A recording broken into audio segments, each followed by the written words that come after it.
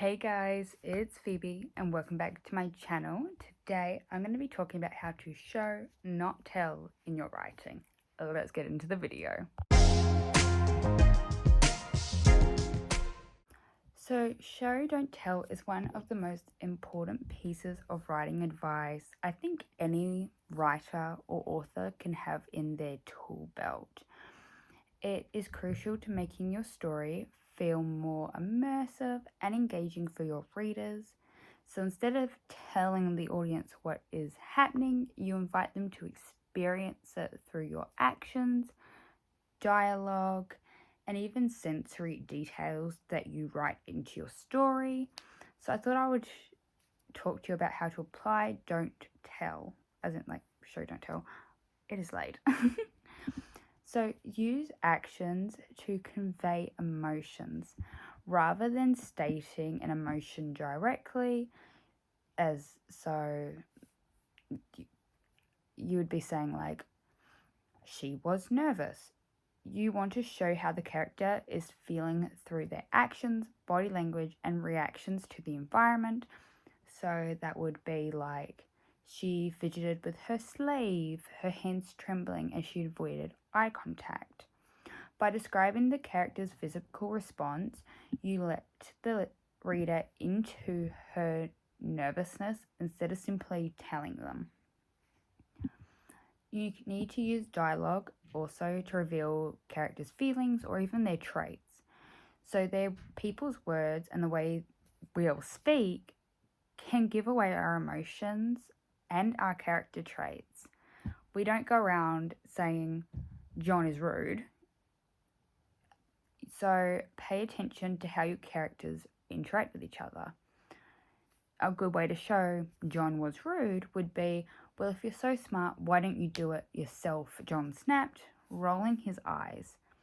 So instead of telling the reader John is rude, his rude comment and tone reveal that. You want to use sensory details as well to engage the reader's senses. So for those who may not be correlating what the senses are, it's sight, sound, smell, taste, and touch. Describe the environment or a scene through sensory details which can evoke mood and emotion without directly stating it. If you were telling it, you'd be saying the room was cold, but by showing it, a chill crawled up her spine as she stepped into the room, her breath visible in the air. Sensory details really help the reader feel the scene, making it more vivid and like maybe they were there themselves. You want to describe a character's personal state. Physical state, not personal state. Both work. So physical traits or actions do wonders to communicate a lot about your character's mental or even emotional state. So don't say he was sad. Instead, do something like his shoulders slumped as he walked, eyes fixed on the ground, his footsteps dragging as he carried the weight of the world. Here, instead of simply saying he was sad, the reader is experiencing his sadness through his body language and actions. You do want to ensure, I'm sorry about the cat in the background. You do want to show internal conflict through their thoughts or actions. You don't want to be saying things like, she doesn't know what to do. You'd want to show that by saying she stood at the door for what felt like hours, her hand hovering over the doorknob, too afraid to turn it. You want to reveal the internal conflict or deep emotion through the character's thoughts and what they do or don't do in response to a situation. The hesitation in her actions show her inner struggle and indecision of the situation. Don't over-explain. This is something I do and I need to get better at. So instead of describing everything in detail, allow readers to make connections on their own.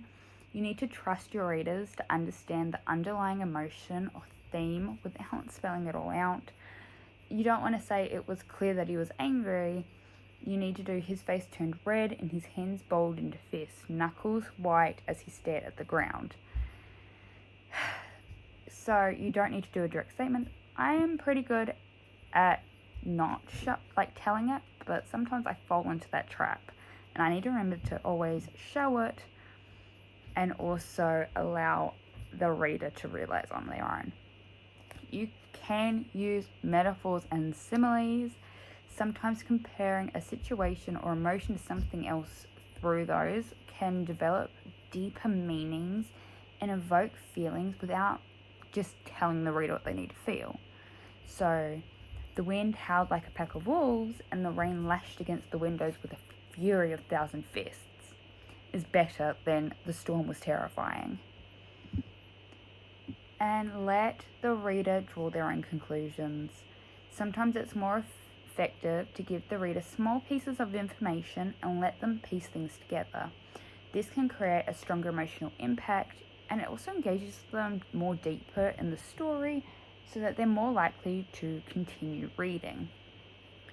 So you don't want to say she was nervous about the meeting. You would say something like, she arrived at the cafe 15 minutes early, checking her watch every few seconds. When the door swung open, she jumped and nearly spilled her coffee all over the floor. So rather than telling the reader about her nervousness, the details let the reader work it out themselves. So putting it all together, telling could be she was afraid of the dark. While showing it, you'd probably write something like, she pulled the blanket tighter around her shoulders, her eyes darting nervously to the corner of the room where the shadow seemed to move. Her breath comes in short, shallow gasps as she waits for the light from the hallway to return. So you really need to show, not tell, in your writing. You really need to immerse the readers in your story by describing actions, scenery, experiences, body language, and dialogue that hint at the emotions or details you want to convey. It will create a more dynamic and engaging experience, which allows the reader to be more immersed in your story and be more likely to continue reading, because if they're hearing the telling, not the showing, they're more likely to put the book down. Thank you so much for watching today's video, and I'll see you guys in the next one. Bye guys!